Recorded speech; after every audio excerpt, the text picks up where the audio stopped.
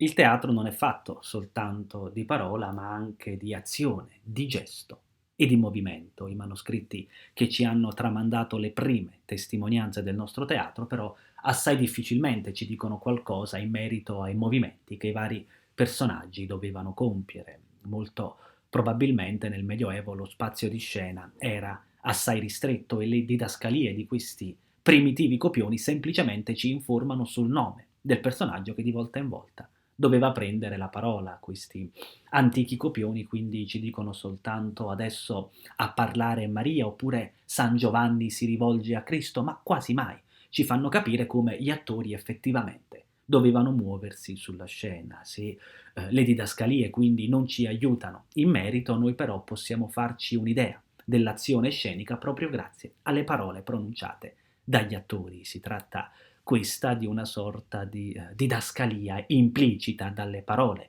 pronunciate dai personaggi, cioè noi possiamo farci un'idea del loro movimento e in particolare una delle azioni che ricorre più spesso nelle nostre antiche passioni riguarda la vestizione a lutto della Vergine Maria. Come si vede nelle crocifissioni pittoriche del Trecento, così anche nel nostro teatro Maria appare sotto la croce del figlio con indosso il drappo nero, e questa rituale vestizione a lutto è poi quasi sempre evocata dalle parole stesse pronunciate da Maria, così come accade nel brano che adesso vi leggerò. È questo un frammento di una passione del tardo Trecento. Siamo ai piedi della croce e a parlare sono Maria e San Giovanni, ma noi dobbiamo immaginare essere presenti intorno alla Vergine anche le pie donne. Saranno costoro infatti a far indossare alla Vergine il proprio drappo luttuoso. Ma in questo brano anche un'altra azione sarà poi evocata per ricoprire il proprio figlio nudo. Infatti Maria, dopo aver indossato il lutto, si scioglierà dal capo anche il proprio bianco velo.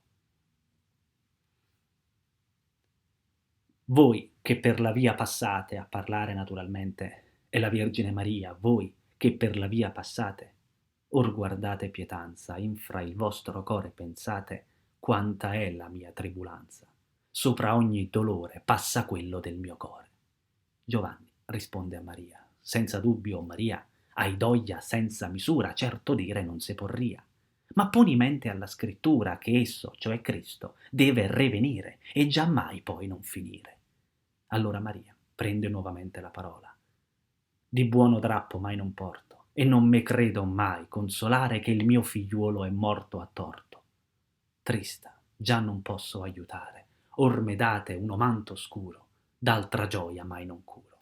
Giovanni risponde nuovamente a Maria: o Maria, non vi desfidate, che tosto sarai consolata, che i profeti hanno profetato, che devi essere esaltata e devi avere uno manto bianco, così bello non se vidde anco. Ma Maria continua così il proprio lamento. Lo mio figliuolo era cortese sopra ogni altra creatura, a null'uomo mai non offese, e non fe mai follia. Per invidia fu pigliato il mio figliuolo delicato. O Giuderi, per cortesia, la mia benda si portate al mio figliuolo la speme mia. Denante sì la parate che questo era lo suo uso fra la gente vergognoso. La mia benda aggio mandata a coprire il mio figliuolo, una nera me ne sia data, misera, quanto aggio duolo. O sorelle, se l'avete, su in capo il me ponete. Gettare voglio questa benda e pigliare voglio la scura.